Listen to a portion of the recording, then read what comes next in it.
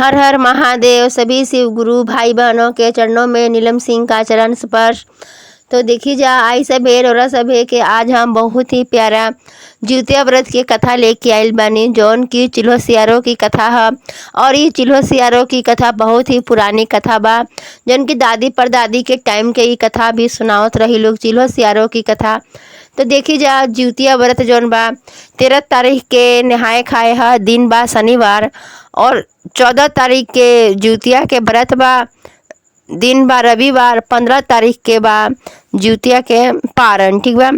तो जहिया 14 तारीख के जिउतिया के हमनी के व्रत रखम जा, और दिने व्रत में कथा सुनल बहुत ही ज़्यादा जरूरी बा। और ये कथा हमनी के पुरानी कथा हो तो और ही ज़्यादा उत्तम फलदायक देवे वाला होखेला। तो देखी कौन भी कथा ऐसा सुनल जाला जोने में कुछ प्रेरणा मिले, ठीक बा। तो ये जो चिल्हो सियारो की कथा बा बहुत ही प्यारा कथा बा, और सब एक बार जरूर सुनम जा, ठीक। तो आज जा रोरा सभे के हम चिल्हो सियारो की कथा सुनावत हैं। तो रोरा सभे वीडियो को लाइक करम जा, सब्सक्राइब करम जा चैनल के। और देखिए जा हम एक बात यहाँ पर कहल चाहते नहीं कि देखिए कथा जब भी सुनी तो कथा के पूरा सुनम जा, कथा के बीच में अधूरा छोड़ के मत जाइम जा, ठीक भाई। हम रोरा सबके हाथ जोड़ के रिक्वेस्ट करते नहीं, और हम सभी पुरखा पुरानिया लोग के अपना से बड़ जना के पैर छुअते नहीं, ठीक बा, कि कथा सुनम जा ये पूरा, ठीक बा। तो चली जा तो आई दीदी कथा शुरू कर जाओ। देखिए एगो गांव रहे, वो गांव के आगे जमुना जी रहत रही, जमुना जी बहत रही, ठीक बा। वही जमुना जी के साइड में एगो पीपर के पेड़ रहे। वही पेड़ पर एगो जौन चिल्हो रही वो अपन एगो खोड़ बनौले रही, मैंने कि अपन घोंसला बनौले रही चिल्हो वही पीपल के पेड़ पे। और नीचे में सियारिन रहत रही। चिल्हो सियारिन बहुत दिनों से एक ही पेड़ पर रहत रही लोग, एक ही साथे रहत रही लोग। तो दोनों जनी में बहुत ही गहरा दोस्ती हो गए रहे, दोनों जनी ही एक दूसरे के बहिन मानत रही, ठीक बा। तो एक दिन जमुना नदी के किनारे बहुत ही ज़्यादा भीड़ हो गई। गांव के सभी जन महिला बाई लोग, दादी परदादी, नानी दादी, मामी काकी चाची सबे नहाए आई रही लोग।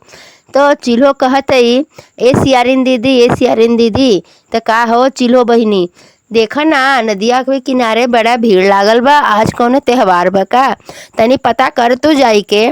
तो सियारिन कहत नहीं बहिनी तू जाके पता कर, उ सभे महिला सब हई लोग, तो हम जाइम तो सबे भाग जइहन।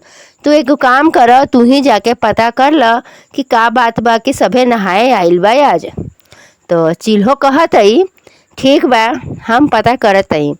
तो गुरु बहना भाई बहन देखी जा चिल्हो गोइली पता करे। पता कैली तब पता चलल कि आज जिउतिया व्रत के नहाए खाए बा, यही से सभे आइल बउए नहाए खाती जमुना जी में। तो उ का कैली व्रत के सब नियम विधि पूछ लेली, जान लेली कि जौन भी नियम विधि बा सब जान उन के अइली। तो सियारिन से कहली ए सियारिन दीदी से आज जिउतिया व्रत के नहाए खाए बा, हमनियों के जिउतिया के व्रत कइल जाई। सियारिन कहली। तब चिल्हो कहली सियारिन से कि देखो जिउतिया व्रत कैला से का होला कि बच्चन पे हर प्रकार के मुसीबत से बच्चा सब बचा रहेला। जुतबंधन गोसाइन अपन कृपा से बच्चन के हर मुसीबत से बचावेलन, अकाल मृत्यु बच्चन के ना होला, और बच्चा के सब काम में सफलता मिलेला। तो हमनियों के से जुतबंधन गोसाई के व्रत कल जाई, जिउतिया व्रत कल जाई। तो सियारिन कहली ठीक बा कल जाई। तो चिल्हो कहली कि ठीक बा चलो काज तो नहाए खाए है, आज हम अपने बच्चन के लिए आज ही ले आकर के खाना रख देते हैं, कल बच्चा सब खा लिहन लोग, काहे कि कल तो व्रत रही। तो व्रत में खर जिउतिया कइल जाला, तो मुँह में एगो खर भी ना जाए के चाही, तो हम बच्चन के कैसे खियाएं, ठीक बा। तो चिल्हो का कैली कि सब जाके अपना बच्चन के खाए के जुगाड़ ले आके रख देली, और बोली बच्चन से कि ये सब तू लोग कल खा लियो लोग, हमार व्रत रही, हम कल खाना लेकर के ना आएम, ठीक बा माता। ऐसन बच्चा कहलन लोग चिल्हो के। तो चिल्हो कहली सियारिन से कि आज जिउतिया के व्रत बा, तो ए सियारिन बहिनी तू रहे दा हम कर लेते। सियारिन कहली नहीं हमहू भूखम जिउतिया व्रत। चिल्हो कहली हमार तो छोट पेट बा, हम तो केहूँगा रह जाइम, लेकिन तू तो हार मांस खाए वाला हो सब, तो तू केंगा रह पैबू। त सियारो बहिनी कहली कि ना बहिनी हमहू रह जाइम, हमहू जिउतिया के व्रत करम। ठीक बा, दोनों बहिनी व्रत कैली लोग, दोनों सखी अपन व्रत कैली लोग। तो जब व्रत कैली लोग तो जौना दिने जिउतिया के व्रत रहे ओही दिने ओ गांव के राजा के जवान बेटा रहन, उ बेटा के मौत हो गल रहे। ठीक बा, जब वो बेटा के मौत हो गईल, शमशान घाट में लेवल गईल, वो राजा के लइका के जरावल गईल। लाश अभी आधा जरल ही रहे कि बारिश होखे लागल, और बारिश होखला की वजह से लाश आधे जर पावल, आधा बुझ गईल। तब सियारिन देखली कि अब तो हाड़ मास उ तो खाए वाला रही, तो चिल्हो तो अपन पूरा विधि से नियम से व्रत रखले रही। लेकिन सियारन जा का कैली, जाके सगरो घूम फिर के आ गईली। उ देखली कि राजा के जवान लइका बउए, आधा लाश जरल बा, आधा लाश ऐसे ही पड़ल बउए। बारिश के चलते सबे छोड़ के भाग गईली शमशान घाट में। शमशान घाट में से जाके ओजा से सब हाड़ गोड़ मांस बीन करके ले अली और रख दिहली। सियारिन सोचली कि जब चिल्हो बहिनी सुत जइहन ना तब हम एके खाइम। तो उ का कहली, पता लगावे खातिर, अब कैसे पता लगावस कि चिल्हो सुतल बाई कि जागल बाई। तो उ का कहली, पता लगावे खातिर उनके आवाज़ देली, ए चिल्हो बहिनी, ए चिल्हो बहिनी। का सियारिन दीदी जागल बाड़ू? हाँ सियारिन दीदी जागल बानी। ठीक बा। फिर थोड़े देर के बाद फिर आवाज़ देतई, ए चिल्हो, ए चिल्हो। का दीदी नींद नइखे आवत तोके? नाही दीदी नींद नइखे आवत, जागल ही बानी। ठीक बा, जागल रह। अब सियारिन सोचत आई कि कब ई चिल्हो सुतिहन त कब हम खाई। तो अब चिल्हो के मन में शंका भइल, का बात बउए, काहे हमके ई मिनटे मिनटे पे बार बार आवाज़ देतई। अब की बारी आवाज़ दिहन ना त हम बोलब नाही, ऐसन चिल्हो सोचली।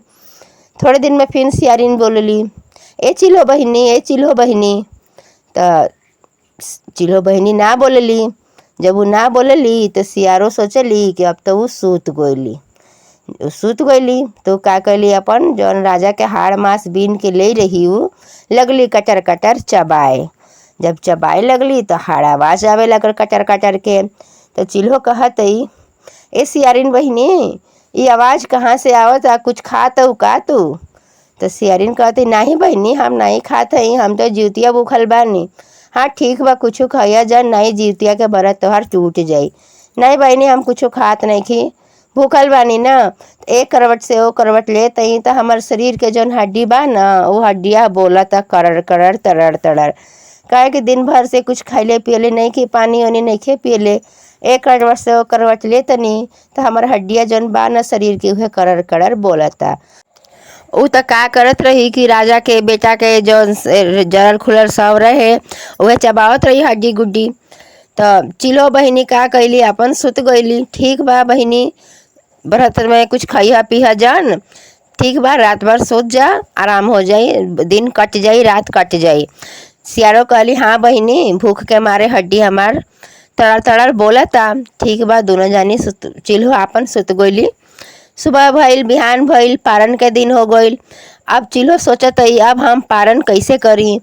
उ गईली उड़ के एगो ग्वाला की है, और ग्वाला के पास जा कर के बोलत, ए भैया, ए भैया, हमके 2 बूंद दूध के दे द तू, तो हम जिउतिया व्रत के पारन कर लेती। ग्वाला भैया का कैलन, उनके ठोरे में 2 बूंद दूध दे देलन। कहलन ठीक बा, तू पारन कर लिहा। चिल्हो बहिनी गईली, अपन खोसला में अपन पारन कैली।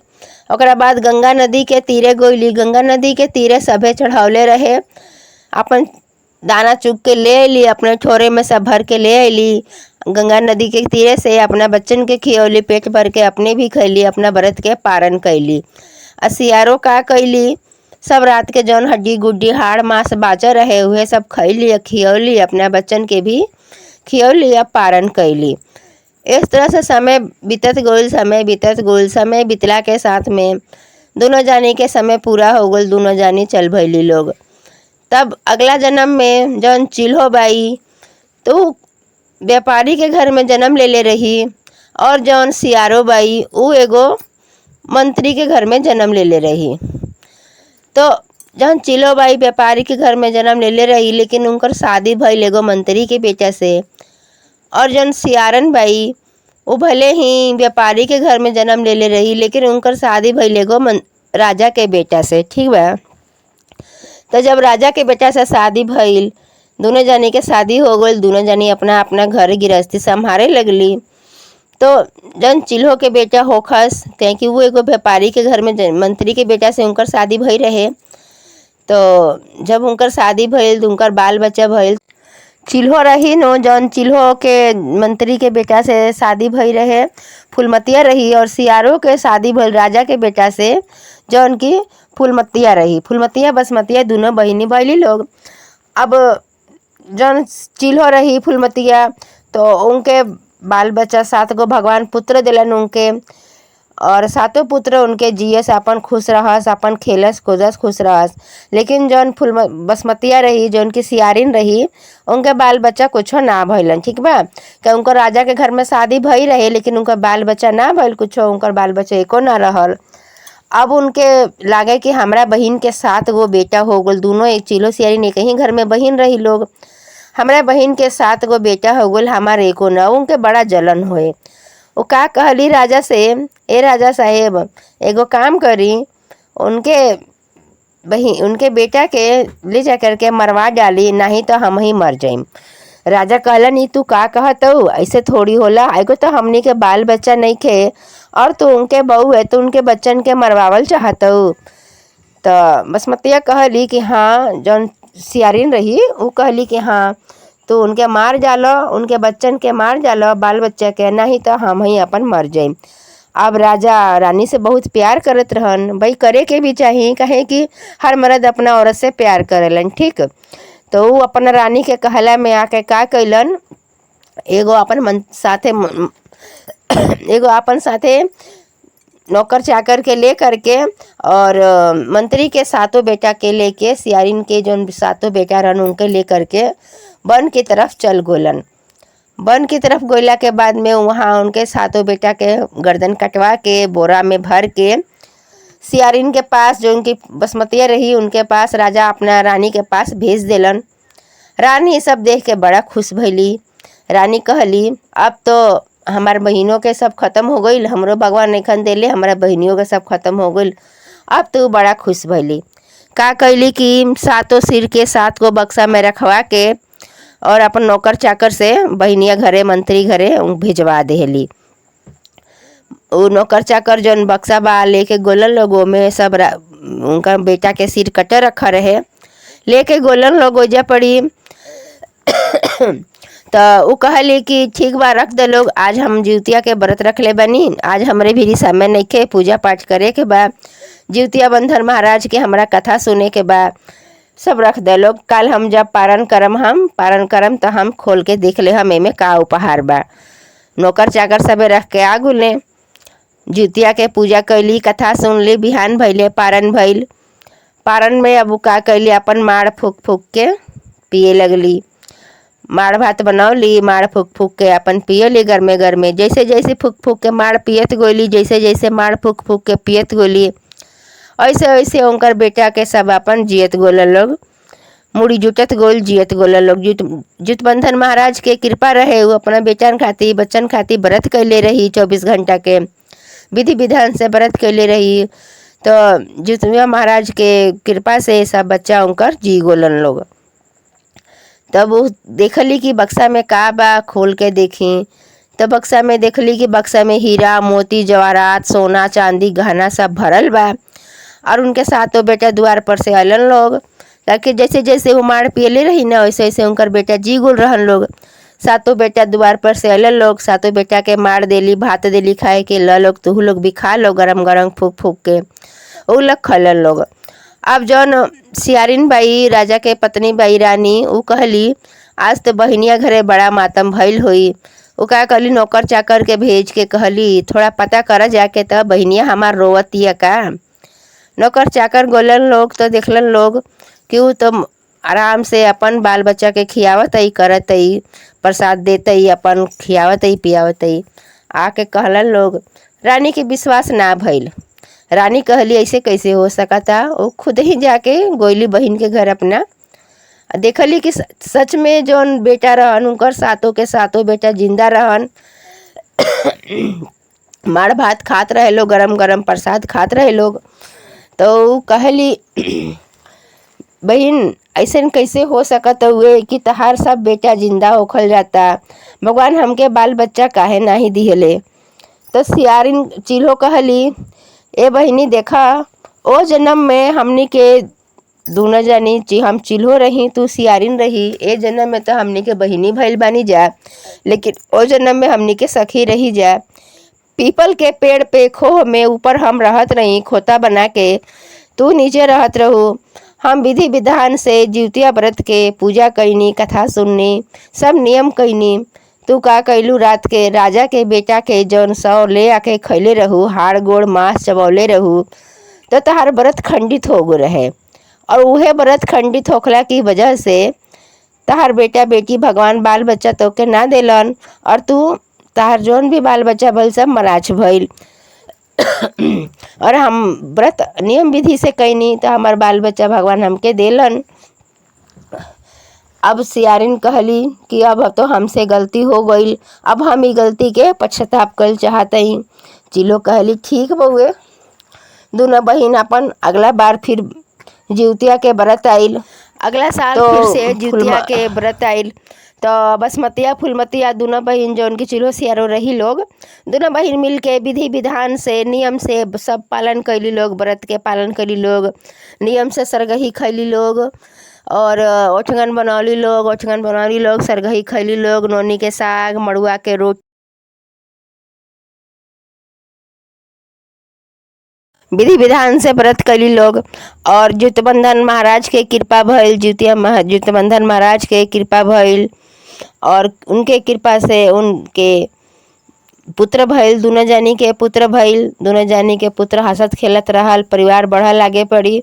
हे जुतबंधन महाराज, हे जुतबंधन गोसाई, हे जुतबंधन देवता, जैसे तू उन सब के पुत्र देला दीर्घायु, वैसे हमनियों के पुत्र के दीर्घायु करिह, कोनो संकट मत आवे दिह बाल बच्चा पे, हमेशा हर संकट हर मुसीबत से बाल बच्चा के बचाए रखिह, बाल बच्चा के अच्छा बुद्धि ज्ञान दिह। तो दोस्तों आप लोगों को हमारा ये वीडियो कैसा लगा है, वीडियो अच्छी लगी हो तो प्लीज़ गाइस वीडियो को लाइक कीजिएगा, कमेंट कीजिएगा और शेयर कीजिएगा। हमने छोटा सा प्रयास किया है, तो आप लोगों को अच्छी लगी हो तो प्लीज़ वीडियो को लाइक कमेंट और शेयर ज़रूर कीजिएगा। सबको जिउतिया की ढेर सारी शुभकामनाएँ। तो 13 तारीख को हमारा जिउतिया व्रत है, 13 तारीख को हमारा जिउतिया व्रत का नहाय खाए है, 14 को जिउतिया व्रत है और 15 को पारण है। देखिए जो पारण का समय है वो सुबह 6:30 बजे से 7:30 बजे तक है, तो इस समय का आप लोग ध्यान रखिएगा, क्योंकि पारण का समय ध्यान रखना बहुत ही ज़्यादा अनिवार्य है। तो 7:30 बजे के बाद ही पारण कीजिएगा, और 7:30 बजे तक नहीं, 6:30 से 7:30 के बीच में आप लोग पारण कर लीजिएगा, क्योंकि 7:30 बजे के बाद भद्रा लग रहा है, तो भद्रा समय में पारण नहीं किया जाता है, ठीक है। और जो माताएं खर जिउतिया करना चाहती है, मतलब जिउतिया के बाद में वो 1-2 घंटा खर करती है, तो वो आप लोग अपना देख लीजिएगा, ठीक है। क्योंकि हम लोगों में तो क्या होता है कि पारण जिस समय का होता है तो हम लोग उसी समय पारण कर लेते हैं। तो जो माताएं और बहनें खर करती है तो 2 घंटे या 4 घंटे का कितना टाइम